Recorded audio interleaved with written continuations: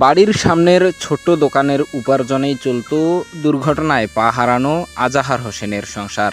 স্ত্রীর পোষা গরু বিক্রি, প্রতিবেশীদের কাছে ধার দেনা এবং সমিতির থেকে নেওয়া লোনের টাকায় তুলেছিলেন একটি টিভি ও একটি ফ্রিজ।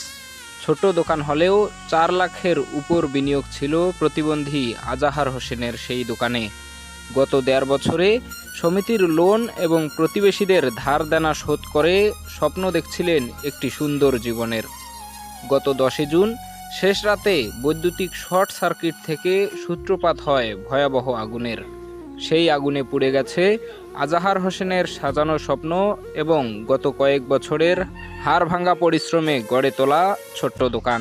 জমির কাগজ, নিজেদের জাতীয় পরিচয়পত্র এবং সন্তানদের জন্ম নিবন্ধন কার্ড সহ অন্যান্য প্রয়োজনীয় সকল কাগজপত্রই ছিল পুড়ে যাওয়া সেই দোকানে। প্রতিবন্ধী আজাহার হোসেন লালমনিরহাটের হাতীবান্ধা উপজেলার বড়খাতা ইউনিয়নের দোলাপাড়া 6 নং ওয়ার্ডের হাকিম মাস্টার পাড়া এলাকার বাসিন্দা। কষ্টের পর সুখের আশা দেখলেও কাল রাতের আধারে বিলীন হয়ে গেছে তাদের সেই স্বপ্ন। প্রতিবন্ধী আজাহার হোসেন ও তার স্ত্রী সন্তানদের এখন দিন কাটছে বুক ভাঙা কষ্টের ভেতর। রাত 2টার সময় বাড়ি দিয়ে শুনছে, রাত 2টার পর এই ঘটনা হয়েছে। বাবা হাতের কুচের শোক দিয়েই দোকান কোনা করছি, দোকানের সব কিছু জমি কোনা বন্ধক থুছি, গরু বেচাছি, বেড়ে পিসি ফ্রিজ টিপি কিনছি, কিনি এই যে দোকান আমার এই অবস্থা। উঠি দেখি দোকানের আমার শোক শেষ, দোকানত থাকে না। আজ 15 দিন থেকে দোকানত থাকে না, বাড়ি যে যা থাকে। ঘরের চোর ঢুকছিল, ওই জন্য কসুম বলে অর্ধেক রাত করি দোকানের থেকে, আর অর্ধেক রাত বাড়ি যেয়ে থাকে। বাড়িতে আমার লোক নাই, ভয় করি দেখি ও মা বাড়ি যেয়ে যে থাকে। দোকানত ফ্রিজ আসলো, টিভি আসলো, টাকা 9,000 টাকা ছিল। দোকানে তো মাল আছে, দোকান তো মাল দিনাং করে, দিনাং মাল করে, কেয়া নাকি দোকানে মাল করে, সমস্ত শেষ বাবা। নিঃস্ব করে দিল আল্লাহ আমার।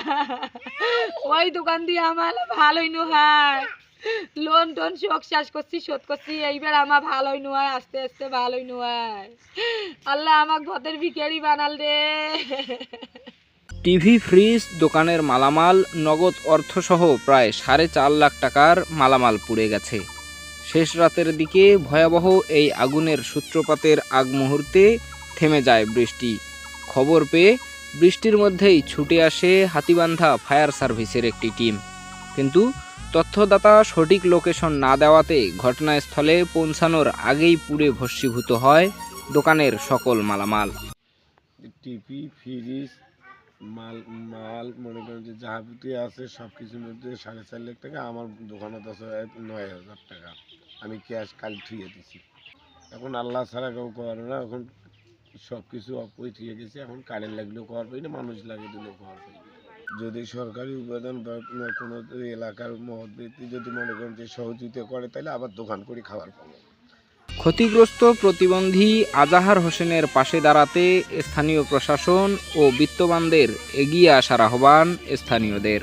লোকটা প্রতিবন্ধী, তার চলার কোনো উপায় নাই, সংসার চলে দোকান কোনা দিয়ে। কারেন্টের আগুন দিয়ে তার দোকানটা পড়া গেল, মাল পানি অন্তত নিম্ন 3-4.5 লাখ টাকা। কিছু বাইরের সুযোগ সুবিধা থাকে তাকে যেন দেওয়া হয়। আজাহার পঙ্গু এতদিন লোন টোন তুলিয়ে দোকান এখানে করিয়ে খাবার দিচ্ছে। তার বেটি 2টে, বেটা 1 না, তাকে পরিবেশ করে ওই দোকান কোনা দিয়ে। সেই দোকান কোনা কালকে আইতে ফজরের সময় আগুন নাকি পোড়া গেছে। তার পঙ্গুর টাকা আসলো বলে 12,000 না 13,000 তাক গেছে। দোকানের কিছু টাকা বাড়াইছে, 15,000 না কত তাক ওই দোকানে থুইছে। কীভাবে যে কি নাগিল একটা আমার ওটা জানি নে। ফজরের নামাজ পড়ার উঠে দেখি আগুন জ্বলছে ধা ধা করিয়ে।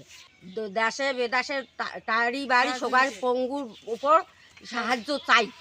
বিত্তশালী ব্যক্তি এবং সরকারি সহযোগিতার পাশাপাশি স্থানীয়রা সহযোগিতার হাত বাড়ালে আবারও ঘুরে দাঁড়াবে প্রতিবন্ধী আজাহার হোসেন।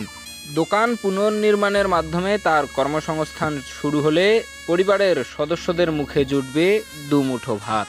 ফরহাদ হোসেন, নেতৃত্বের কণ্ঠস্বর, লালমনিরহাট।